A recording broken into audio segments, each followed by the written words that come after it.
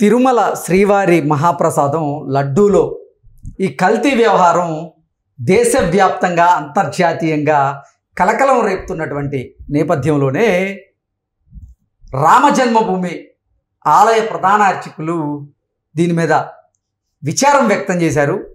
ఇది సనాతన ధర్మం మీద జరిగినటువంటి ఒక కుట్ర, ఒక దాడి అని, దీని మీద కేంద్ర ప్రభుత్వం అలాగే ఆంధ్రప్రదేశ్ ప్రభుత్వం కూడా చర్యలు తీసుకోవాలని, ఎవరైతే తప్పు చేశారో వారి మీద కఠినంగా చర్యలు తీసుకోవాలి, కఠినంగా వారిని శిక్షించాలి అంటూ రామజన్మభూమి ప్రధాన అర్చకులైనటువంటి ఆచార్య సత్యేంద్ర దాస్ గారు ఆయన డిమాండ్ చేస్తున్నటువంటి నేపథ్యంలో నిజంగా ఇది సనాతన ధర్మం మీద జరిగినటువంటి కుట్రగా భావించవచ్చా లేదా అనేది మనం విశ్లేషణ చేసుకునేటువంటి ప్రయత్నం అయితే చేద్దాం.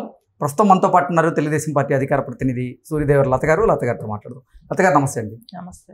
తిరుమల శ్రీవారి మహాప్రసాదంగా భావించేటువంటి లడ్డూలో కల్తీ వ్యవహారం ఏదైతే ఉందో అంతర్జాతీయంగా అది కలకలం అయితే సృష్టిస్తూ ఉంది. ఈ నేపథ్యంలోనే రామజన్మభూమి ఆలయ ప్రధాన అర్చకులైనటువంటి ఆచార్య సత్యేంద్ర దాస్ గారు దీని మీద విచారం వ్యక్తం చేస్తూ ఎవరైతే తప్పు చేశారో వారి మీద కఠిన చర్యలు తీసుకోవాలి అంటూ ఆయన డిమాండ్ చేస్తూనే ఇది సనాతన ధర్మం మీద జరిగినటువంటి ఒక దాడి, కుట్ర అన్నట్లుగా ఆయన విచారం వ్యక్తం చేశారు. ఏంటి దీన్ని నిజంగా ఇది సనాతన ధర్మం మీద జరిగిన కుట్రగా, దాడిగా మనం భావించవచ్చా?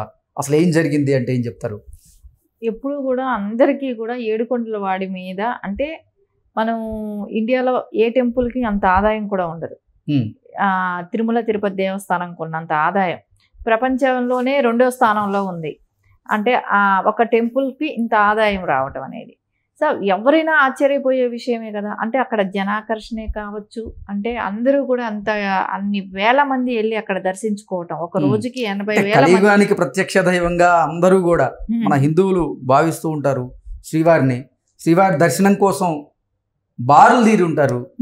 అలాంటిది శ్రీవారి ప్రసాదంగా, మహాప్రసాదంగా లడ్డూని స్వీకరిస్తూ ఉంటారు. అటువంటి లడ్డూలో కల్తీ జరిగింది అంటూ ఇప్పుడు కొన్ని వార్తలు కలకలం రేపుతున్నటువంటి నేపథ్యంలోనే హిందువుల మనోభావాలు అయితే దెబ్బతింటూ ఉన్నాయి. ఈ నేపథ్యంలోనే ఆధ్యాత్మికవేత్తలందరూ కూడా దీని మీద స్పందిస్తూ ఉన్నారు.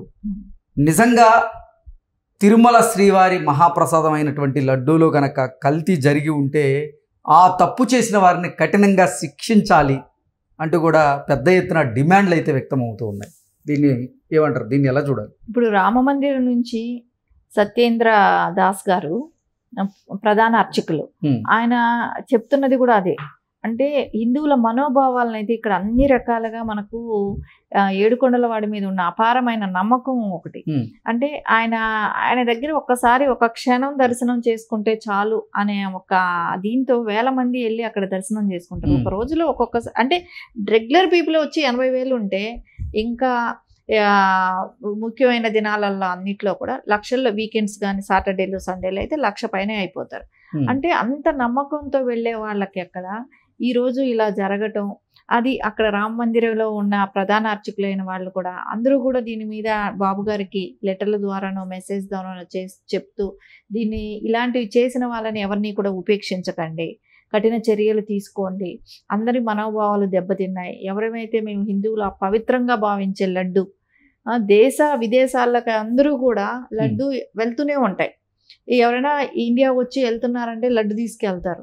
ఎందుకంటే అందరూ కూడా ఒక లడ్డు తింటేనే ఏదో తిరుపతి వెళ్ళి వచ్చామన్న ఫీలింగ్ వాళ్ళకనే అక్కడ ఉంటుంది. కాబట్టి ఆ ఒక ప్రసాదాన్ని ఎంతో అపురూపంగా తినే ఇది, అలాంటి దానిలో ఈ చేపకి సంబంధించిన నూనె కానివ్వండి, అంటే జంతువుల కొవ్వును కలుపుతున్నారు, అలాగే ఫిష్ ఆయిల్ని కూడా ఈ లడ్డూ తయారీలో వాడుతున్నారు అనేది ఇప్పుడు కొన్ని ఆరోపణలు వస్తున్నాయి. కొన్ని రిపోర్ట్స్ కూడా బయట ఇప్పుడు సోషల్ మీడియా వేదికగా చక్కర్లు కొడుతూ ఉన్నటువంటి నేపథ్యంలోనే ఇది కనుక నిజమైతే వారి మీద నిజంగా కేంద్ర ప్రభుత్వం కానీ ఆంధ్రప్రదేశ్ ప్రభుత్వం కానీ ఎటువంటి చర్యలు తీసుకునే అవకాశం ఉందంటే ఏం చెప్తారు? ప్రపంచంలో ప్రత్యేకగాంచిన గుజరాత్ ల్యాబ్లో దీన్ని ల్యాబ్ టెస్ట్లు చేయటం జరిగింది. సో దానిలోనే తెలిసింది కదా, ఫిష్ ఆయిల్ కానివ్వండి, పంది ఆయిల్ కూడా తీయటం కానివ్వండి, పంది కొవ్వు నుంచి తీసిన ఆయిలే కానివ్వండి, ఆవు నుంచి తీసిన కొవ్వుతో తీసిన ఆయిలే కానివ్వండి, ఇలాంటి కలేబరాలతో తీసిన ఆయిల్స్తో సో దాన్ని నెయ్యిలో మిక్స్ చేసి దాంతో చేసిన ప్రసాదాలు అంటే ఇది డైరెక్ట్ ఏడుకొండలవాడి గర్భగుడిలో వరకు కూడా వెళ్ళాయి కదా.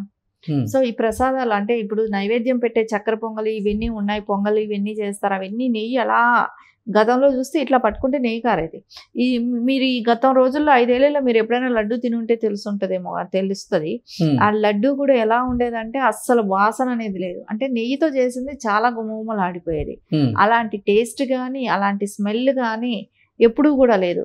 ఇంకా చూడండి అందరికీ ఈయనే చేత్తో జగన్మోహన్ రెడ్డి తీసుకెళ్ళి మోదీ గారికి ఇవ్వటం, నిర్మలా సీతారాం గారికి ఇవ్వటం, ఇలా ప్రతిసారి వెళ్ళినప్పుడు ఢిల్లీ తీసుకెళ్ళి అందరికీ లడ్లు పంచిపెట్టాడు. అంటే ఎంత పాపం చేశాడు. ఇది తిరుపతి ప్రసాదం అని చెప్పి ఎంత అపురూపంగా ఎవరైనా కళ్ళకద్దుకుంటారు. సరే దానిలో నియోగులు నిష్ఠులు ఆయన బ్రాహ్మిన్స్ కూడా వాళ్ళు ఎంత పూజలు ఎప్పుడు నిత్యం వెజిటేరియన్స్ వాళ్ళంతా కూడా. సో అలాంటి వాళ్ళతో కూడా ఇది తినిపించావు కదా, అది ఎంత పాపం. సో ఈ పాపం అంతా ఊరికే పోయేది కాదు. జగన్మోహన్ రెడ్డి చేస్తున్న అరాచకాల్లో అంటే దీనికి ఎవరెవరైతే కారణం అంటే జగన్మోహన్ రెడ్డి, వైవి సుబ్బారెడ్డి, ధర్మారెడ్డి, ఈవోగా పనిచేసిన ధర్మారెడ్డి, కింద తిరుపతిలో ఉంటున్న ఎమ్మెల్యేగా ఉన్న కరుణాకర్ రెడ్డి, వీళ్ళందరితో కలిసి వీళ్ళ నలుగురితో మీద అయితే ఖచ్చితంగా దీని మీద కేసు వాళ్ళ నలుగురు మీద పెట్టాలి. వాళ్లే దీనికి బాధ్యులు కూడా. ఎందుకంటే వాళ్ళు ఎంతసేపు మత ప్రచారం చేయాలి, ఈ తిరుమల కొండని అపవిత్రం చేయాలి అనే ఒక ఆలోచనతోనే వాళ్ళు పనిచేశారు. అక్కడ ఏ రోజు కూడా దాని పవిత్రతను పెంచే విధంగా ఎక్కడ పని జరగలేదు. సో దీని ఇప్పుడు తిరుమల శ్రీవారి ప్రసాదమైనటువంటి లడ్డు కల్తీ వ్యవహారానికి దేశంలో బీజం పడిందో లేదంటే అంతర్జాతీయంగా బీజం పడిందో ఖచ్చితంగా కేంద్ర ప్రభుత్వం అలాగే ఆంధ్రప్రదేశ్ ప్రభుత్వం దాన్ని నిజాలను నిగ్గు తేల్చాలి అంటూ కూడా సత్యేంద్ర దాస్ గారు, అంటే రామజన్మభూమి ఆలయ ప్రధాన అర్చకులు ఆయన డిమాండ్ చేస్తూ ఉన్నారు.